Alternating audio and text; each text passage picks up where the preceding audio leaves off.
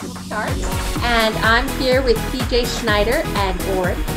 And we are going to talk about PJ's new book. She has a book birthday for Bite Me. Yay! And I have cupcakes that I will taunt you with. I have cookies. Aww. Because I have a good roomie who brought me cookies. Or I have water. You're all good. delicious. Nom. Okay, let's see. Can you do the cover thing for Bite Me? Totally. Do. Oops. Having a moment. Of course. That's the moment when it's like, no. Don't worry. It's all about the build-up at this point. Yeah. So there we go. Thank you for the drum roll. Ta-da! Oh, it's beautiful. Thank you. And I was going to comment. I love. Well, I'm a zombie fan, and that's a great zombie back there. It is. It's a fantastic zombie. Actually, I have a funny story to tell you about the cover. Carina Press does they do beautiful covers. They don't have covers that I've ever seen that I haven't liked. And apparently, they put a lot of work into this one, and they have a team that reviews the covers. And they said that the only hesitation they had about the cover was that it is a paranormal romance, so they were worried that readers were going to think that it was a romance between the man on the cover and zombies. And so they redid the blurb for the book to make it clear that the heroine was standing against the zombies. That's pretty cool. Yeah, there's some zombie romances out there, but that's not this one. This is a human and a werewolf. Yes. Yum. Honestly, the zombies that I have in Bite Me are your mindless shuffling are kind Not of zombies. attractive. Kind of stuff falling off of them. And not really the way I swing. So, to each their own. So Bite Me is about, it's a romance during the zombie apocalypse, but there is no hanky-panky involving zombies. And you guys have a little treat for me? I do, we do. I kind of asked, I'm like, I asked itsOrD to read it, and so it's going to be a cold read. We haven't practiced together at all, but we have an excerpt from Bite Me for you, just to give it a little bit of a context. itsOrD and I do a podcast together called Mango Rice. You can find it on mangorice.com. The full name is actually Mangoes and White Rice. And we have read together in the past. I did a Christmas story, a free read for my readers in response to the Galaxy Express request. They threw down a gauntlet for me for one of my other series, the Triton Experiment series, to write a romance for Boggle, who is a supporting character. And I responded by doing so. He's an non-traditional romance hero in the fact that he is not your svelte alpha male with all of the crazy muscles going on.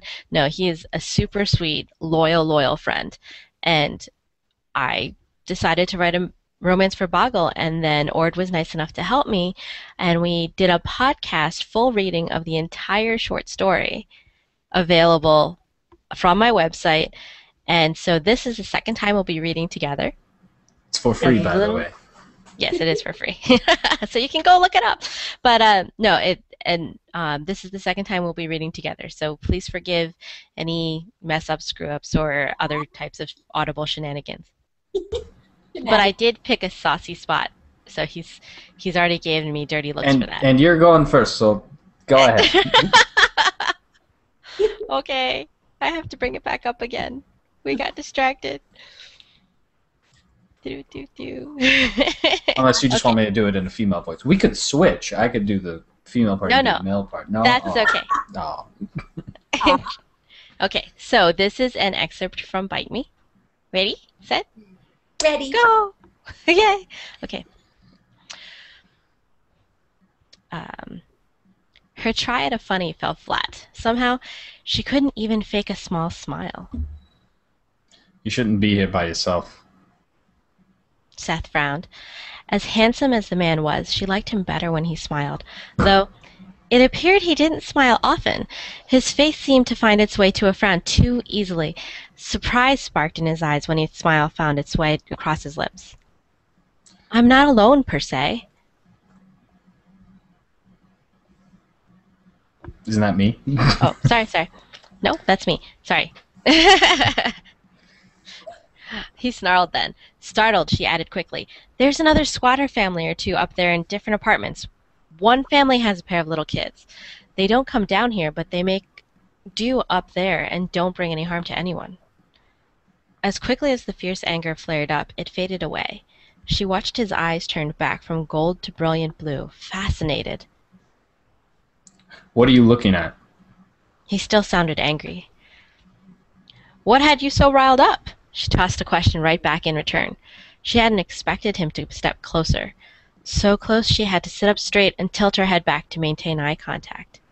He stared at her for a long moment, then touched her hair. He took a single lock in one hand and held it up to his nose, taking a deep breath before letting it go. Her heart kicked into high gear. Then he used the same hand to trace the line of her jaw. I didn't like the idea of anyone, especially a single male, living near where you slept. She parted her lips, but wasn't sure how to answer that. Seth solved the issue for her by crossing the little remaining distance between them and closing his mouth over hers. She tasted sweet with a hint of spice, her lips incredibly soft under his. Encouraged when Maisie didn't pull away, Seth raised his hand to cup the back of her head and deepened the kiss. He explored her mouth in gentle sweeps, happy when she returned with timid explorations of her own. Letting her up for air, he nipped at her lower lip, then sucked at the fullest part. Teasing, he continued that way until she made a noise of frustration and caught his upper lip between her own teeth in a gentle bite. He tightened his fingers around a handful of her hair and turned her head slightly for a better angle, ducking low to nuzzle her neck. She didn't struggle, but her pulse fluttered at the delicate curve of her neck and her arousal scented the air. He kissed her pulse point and then her jaw before brushing his lips over hers. When she parted her lips from him, he took the invitation without hesitation and took her mouth in a deep kiss. Her hands tugged at either side of his waist, and he allowed her to pull him closer, snug between her legs. Releasing her hair, he let his own hands roam over her shoulders, over the curve of her back, and down to her behind. Gripping her butt in both hands, he ground into her as he kissed her even harder, and was rewarded by an answering moan. Mm-hmm. When he finally ended the kiss, they were both gasping, and his arousal strained against the zipper of his jeans. She started pressing kisses across his chest, soft points of warmth drifting down his sternum until he had to step back to give her enough room to continue down to his abdomen. When her tongue flicked across the very tip of his dick, peeking at his waistband, he groaned. Helping her as her slender fingers struggled with the button, he undid his pants and the rock-hard length of him stood free. She giggled, looking up through cinnamon-colored eyelashes at him. You go commando? A question at a time like this? And he was supposed to answer with words. Easier when I need to do a complete shift to wolf. His voice came out husky. She didn't seem to mind. No, her attention centered on his very hard, very obvious arousal. As she nuzzled him, he gathered her hair in one hand, trying with every ounce of will he had not to fist her hair and shove her head into his groin. He wouldn't rush her. But damn, he wanted her mouth on his cock. And then moist heat closed around him, and he couldn't help but tighten his hold. If she was reading his mind, she couldn't have known better what he wanted and how. She took him into her mouth and worked her tongue, keeping her teeth clear of his sensitive flesh. Her fingertips drifted over the line of his hip, tracing the V down to his balls. She sucked gently on his cock as she tickled the skin on the underside of his scrotum. Everything inside him tightened in response. She was hungry, his Maisie. Now he needed to slow things down so he could please her in return. Her clever mouth coaxed another groan out of him as his balls tightened. It's been a long time since he'd last been with a woman. Easy there. He tried to keep his tone gentle, but his voice came out low and rough. She looked up, cheeks flushed and lips moist. "You'll have me too fast." He bent low to kiss her again. "I'm about sharing, love." Sharing? Her breath came in little huffs. What kind of men had she been with in the past? No, he didn't want to think of that.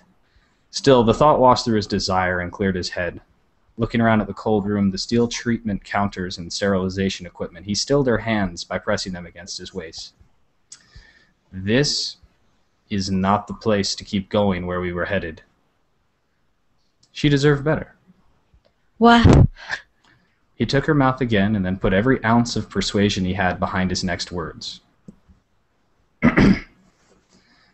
"When I have you for the first time, Maze, I want you comfortable in my bed, because I promise you won't have any energy afterward for anything but a long nap."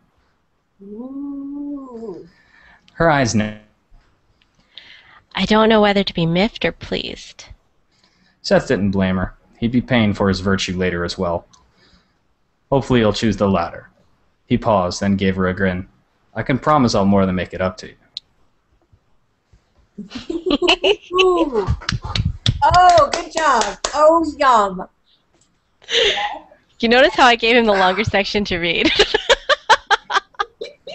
And he did a brilliant, beautiful job. That was a cold read. I'm very impressed. Very impressed. And Maisie, PJ, that's hot. Thank you. Yeah. I have to say, though, we're probably going to have to put an 18+ disclaimer. That's really yummy. I think Yes. I need itsOrD's water. So I glanced at it and I thought like, oh, I should read it ahead of time and like kind of be ready for the reading. And I read all of, I don't know, like maybe 2 sentences and went, no, because then I'll back out. And in the middle there, I just had to keep going. You rock. So thank you for having me on. Thank you so much for reading. And now I'm definitely going to go find your podcast for Boggle. Yeah, that actually is kind of interesting because I had to do a lot of research because Boggle is a handicapped individual that's very, very, very heavy set. So to do a little extra research into what would be safe for him and what would be safe for his partner, who is not similarly proportioned. She's actually a very slender girl. And some details that I wouldn't have thought of, but on researching was like, oh, Makes sense. I'm sure your search engine has a lot of interesting things for work. Well, I always make sure to She write uses on... a different computer. Exactly. I write on a totally different laptop. My work laptop stays very separate. My day job laptop stays very separate from my writing because there are times when my search strings get really interesting.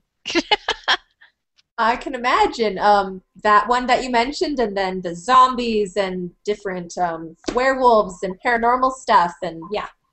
I was also researching stuff like, I don't know, some people may have watched Resident Evil Afterlife, and there's a point in there where she's collecting quarters, and then later she shoots them out of a shotgun. No. So. Movie magic. Doesn't work. Quarters don't fit in the barrel of most shotguns, and dimes would, but then they don't do enough damage because they don't have enough mass to reach velocity to do more than surface damage. So, sometimes there are times when itsOrD is visiting me and he's sitting there playing StarCraft, and I happen to be sitting in the same room, typing away. And actually during the scene where Seth meets Maisie, I just randomly looked up from writing and looked at him and said, how big a hole would a 9mm live in the back of a zombie's head, like a human head? And he looks at me and goes, well, the entry hole would be about the size of a quarter. I'm like, yeah, but the back would be blown out, right? And he's like, well, how close was the gun? And we just had this discussion about ballistics and approximately how close she was standing to said zombie and what level of decay it had gone through. Now note, it never occurred to him to ask his girlfriend why she wanted to know this while she was in the middle of writing a romance. That's a good sport. And so so the situations are pretty realistic then, considering if zombies were realistic. So, yes. I try not to get too far into the nitty-gritty, but there were a couple of times during the editing process that, there was a question that came back to me saying, well, you say a 38 here, do you mean a 38 special? Because that's something that's mentioned more often in media and movies. I said, no, actually, I really do mean a 38 super, which is a different kind of gun. 38 special is a revolver. And to me, limited number of bullets, longer to reload, really not good in the middle of zombies. I love that. Now, your Bite Me is the first in your Undead London? London Undead, yeah. It's the first book in the London Undead series. The second and third book are Sing for the Dead and Survive to Dawn. Ooh, that's pretty. Yes, and we have a series trailer even. Yay! Have you seen the series trailer? Okay, we'll have to do linkies, and I'll go watch it. Yes, yes. Actually, I think I can show it to you now if you want. That would be awesome. Okay, let's see if we can do this. I think I can do this. Can we do this? Drum roll? Do you want me to do it? Yes. Yes, Matthew, please. Okay. I'm like, you have a mouse right now. I don't have a mouse. So we have to both click use app, I think. Yeah. Do I have to? Oh, over there. Okay. Yep, yep. We're learning. So the series trailer was done by Imagine That Studios, and it's for the entire series, the London Undead series. And you I can't do accents. That's the one regret I have about doing a reading for Bite Me or any of the London Undead series, because it is set in London, and I can't do accents at all.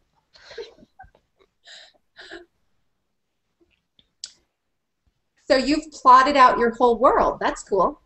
For the most part, Sing for the into my editor. Survive to Dawn is not quite yet written. It is mostly plotted out, but it's not quite written yet. And we actually happen to be going to London next weekend, and I'll be doing some research while we're there, checking out Kensington Gardens and Hyde Park for a couple of key places. Yes, research. Mm-hmm. I love that kind of research. So I think if you push to make it bigger, that'll dominate the majority of the screen for you, and then I'll go ahead and hit. Relationships are complicated, especially when in London.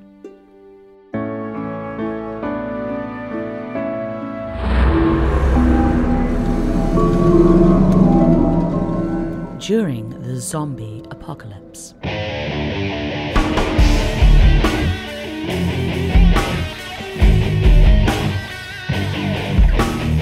From author PJ Schnyder and Karina Press comes a trilogy of zombie hunters, shapeshifters, and survival.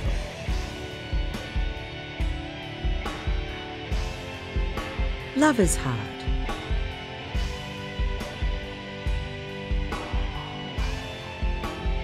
Staying alive to enjoy the first date?